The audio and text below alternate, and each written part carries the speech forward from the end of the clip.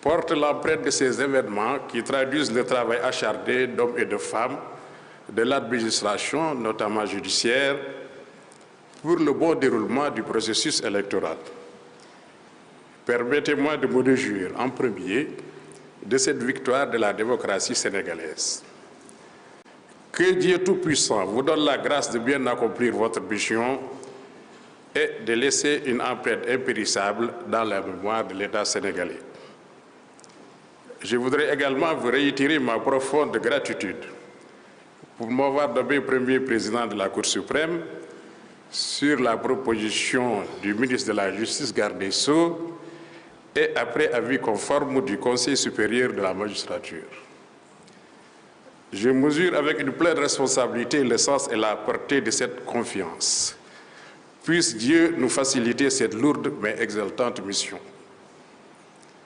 Monsieur le Président de la République, ces élections, sans aucun doute, plus que celles qui l'ont précédée, ont mis à rude épreuve l'institution judiciaire.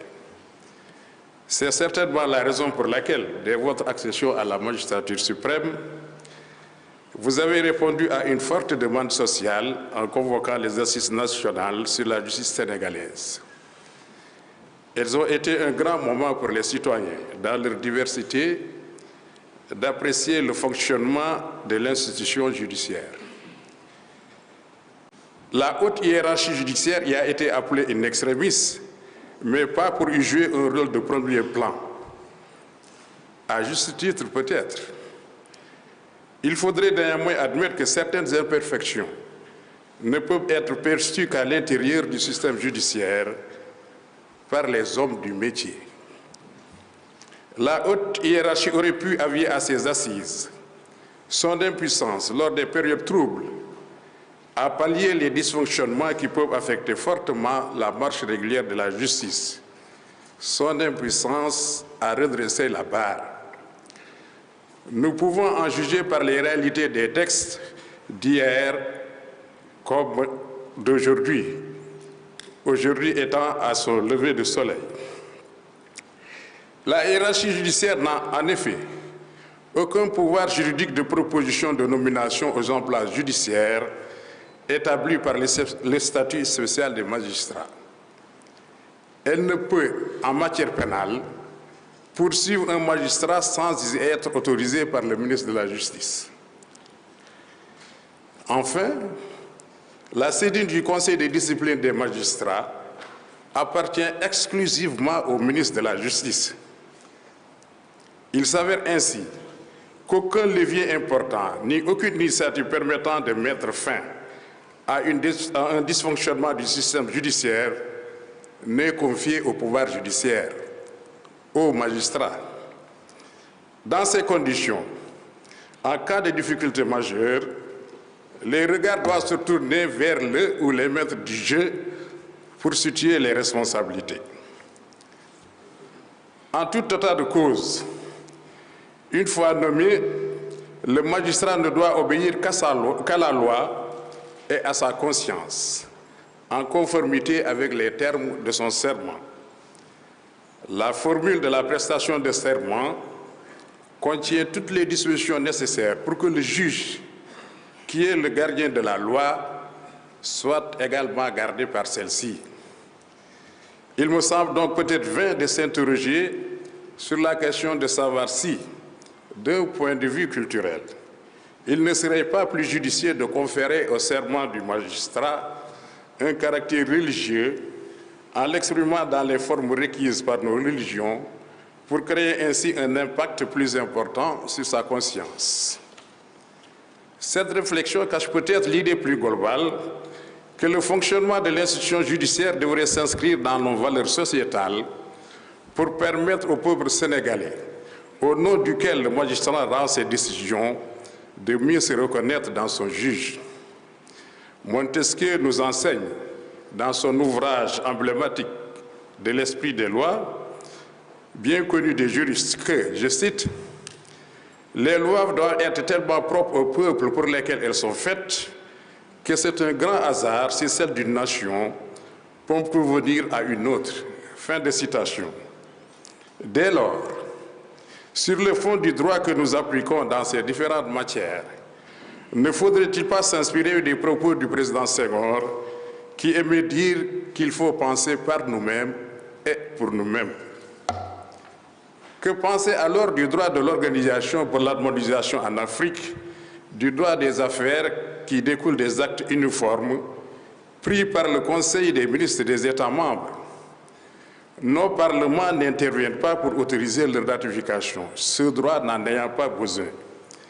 C'est une originalité parce que, selon l'article 9 du traité OHADA, le texte adopté par le Conseil des ministres entre en vigueur 90 jours après sa publication au journal officiel de l'OHADA. Il me semble nécessaire de faire le bilan de ce droit au regard des promesses d'attractivité qui ont justifié la création de cet espace. Les assises de la justice n'ont pas également abordé la question du protocole au niveau de l'État pour mieux situer la représentation du pouvoir judiciaire. Si celui-ci n'y est pas absent, comme l'est l'Assemblée nationale en ce qui concerne l'adoption des actes uniformes, jusqu'à récemment, il n'était pas cependant visible à raison du rang qu'il occupait sur ce plan, en total déphasage avec sa qualité de troisième pouvoir. La suppression récente de deux institutions consultatives a ramené le pouvoir judiciaire à une meilleure position, même si, de notre point de vue, la déclinaison de l'article 6 de la Constitution sur le plan protocolaire pourrait être mieux aménagée. Pour conclure sur ce point, nous voudrions insister sur la nécessité de la sauvegarde du patrimoine immobilier relevant naguère du pouvoir judiciaire. Ces immeubles, de Saint-Louis à Dakar, mais également pouvant être situés ailleurs, font partie des sites qui racontent un pan de l'histoire du Sénégal, quasiment depuis la naissance de notre pays. Il s'agit d'une mémoire à conserver absolument par le retour de ces sites à leur destination initiale. La rénovation et la modernisation de la justice doivent avoir pour socle l'histoire de notre pays. Le pouvoir judiciaire souhaiterait retrouver tout son patrimoine immobilier, déjà très insuffisant pour accueillir l'ensemble de ses services, et rendre à autrui ce qui lui appartient. Il nous plaît de rappeler également qu'il est nécessaire de procéder à la relecture de plusieurs de nos textes afin de leur procurer une meilleure cohérence. À en juger par les nombreuses demandes d'avis au Conseil constitutionnel depuis l'année 2016, pour la précision de la pensée du pouvoir constituant et du législateur électoral, ainsi que les efforts d'interprétation du juge judiciaire pour donner un sens à certains textes, on est en droit de se demander si nos lois sont bien pensées et si elles ont été énoncées clairement. Il revient certes au juge d'interpréter la loi. Il importe cependant, notamment dans certaines matières qui, comme le droit électoral et le droit pénal, cristallisent l'attention des populations sur la justice lorsqu'elles impliquent des questions ou des personnalités politiques, que la loi soit suffisamment claire, tout au moins dans son esprit. Il faut pour cela plutôt avoir une approche systémique et éviter les modifications partielles, voire parcellaires, qui n'ont d'autre effet que de rendre nos textes nébuleux, voire contradictoires. Ces points soulevés constituent un des volets sur lesquels la doctrine est plutôt attendue. Monsieur le Président de l'Assemblée nationale, c'est avec un immense honneur que je tiens à vous adresser mes chaleureuses félicitations pour votre élection à la tête de cette noble institution. Votre accession à cette haute fonction témoigne non seulement de la confiance placée en vous par vos pairs, mais également de votre engagement indéfectible à notre République et à ses institutions démocratiques. La mission qui vous attend est exigeante et cruciale pour le renforcement de l'état de droit, l'équilibre des pouvoirs et la représentation des aspirations du peuple sénégalais. Je suis convaincu que votre leadership éclairé permettra à l'Assemblée nationale de jouer pleinement son rôle dans le respect des principes républicains. Monsieur le Premier ministre, c'est avec une grande considération que je tiens à vous adresser, au nom de toute la compagnie judiciaire, mes chaleureuses félicitations pour votre nomination à la tête du gouvernement. Votre accession à cette haute fonction témoigne de la confiance de Monsieur le Président de la République à votre endroit et de l'espoir que la nation toute entière place en vos compétences, votre expérience et votre engagement au service de la République. Je suis convaincu que vos qualités de leader, votre vision et votre dévouement contribueront à relever les défis de notre époque et à promouvoir le développement, la justice, le progrès social et l'équité pour le bien-être de tous nos concitoyens. Monsieur le garde des Sceaux, ministre de la Justice, vice-président du Conseil supérieur de la magistrature, chers collègues, votre nomination à la tête du ministère de la Justice était un sursaut nécessaire dont l'institution judiciaire avait besoin pour reprendre ses marques. Votre connaissance de l'administration judiciaire et vos compétences professionnelles ont certainement justifié le choix porté sur votre personne. Nous nous en félicitons et vous assurons de nos prières et de notre soutien dans l'exercice de vos fonctions. Mesdames et Messieurs les ministres, Mesdames et Messieurs les députés, Monsieur le Président du Conseil constitutionnel, Monsieur le Procureur général près la Cour suprême, je voudrais vous féliciter pour votre nomination à cette prestigieuse fonction. Vous êtes un juriste chevronné, d'une grande générosité intellectuelle, un magistrat rigoureux, loyal, intègre et respecté. Vos qualités seront un atout pour l'exercice des responsabilités éminentes qui vous sont confiées. Nous prions Dieu qu'il vous assiste dans cette noble mission. Monsieur le Premier Président de la Cour des comptes, Monsieur le Procureur général près la dite Cour, Monsieur le Président de la Cour suprême du Bénin, Monsieur le Procureur général près la Cour suprême du Bénin, Mesdames et Messieurs les ambassadeurs et chefs de mission diplomatique, Messieurs les officiers généraux, Mesdames et Messieurs les recteurs, doyens et professeurs d'université, Monsieur le bâtonnier de l'ordre des avocats, Messieurs les chefs religieux et coutumiers, chers invités en vos rangs, grades et qualités.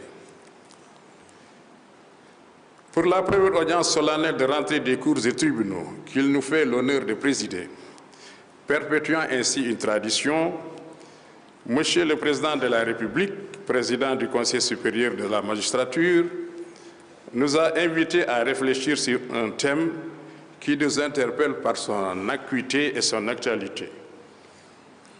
Droit de grève et préservation de l'ordre public. Ce choix nous laisse entrevoir l'intérêt qu'il porte à la protection des droits fondamentaux.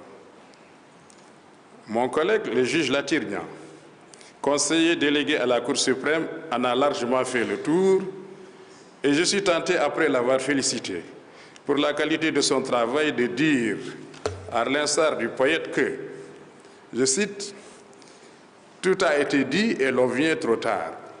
Fin de citation. Aussi vais-je aborder cette question aussi essentielle que complexe, en contenant spatialement et historiquement mon analyse au Sénégal. La grève, cessation collective et concertée du travail, en vue d'appuyer des revendications professionnelles, est un droit à valeur constitutionnelle reconnu par l'article 25 de notre Constitution, cité à plusieurs reprises. Acquis des luttes ouvrières suite à l'abolition de l'esclavage, le droit de grève au Sénégal a d'abord été porté par les cheminots et les enseignants qui ont entamé des mouvements sociaux dits de grève générale entre 1945 et 1948 en s'appropriant le bénéfice des droits syndicaux résiduels accordés aux travailleurs des 4 communes autour des années 1920. Cependant, le droit de grève a été immédiatement encadré. D'abord, pour éviter des révoltes dans les colonies de l'AEF, puis aux indépendances, pour préserver l'ordre public et garantir la continuité des services publics.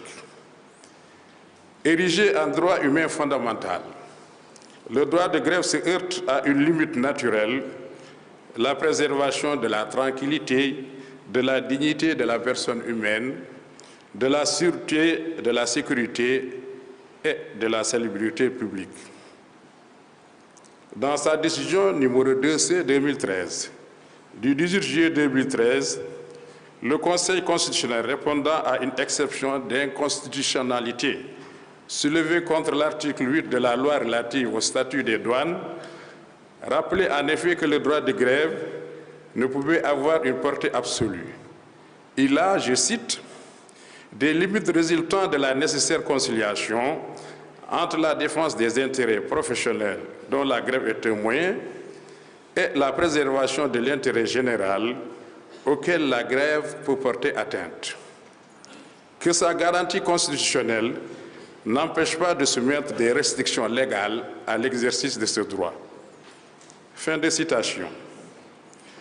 Un rappel succinct des éléments constitutifs du droit de grève permet de relever qu'il doit nécessairement s'accommoder de la préservation de l'ordre public.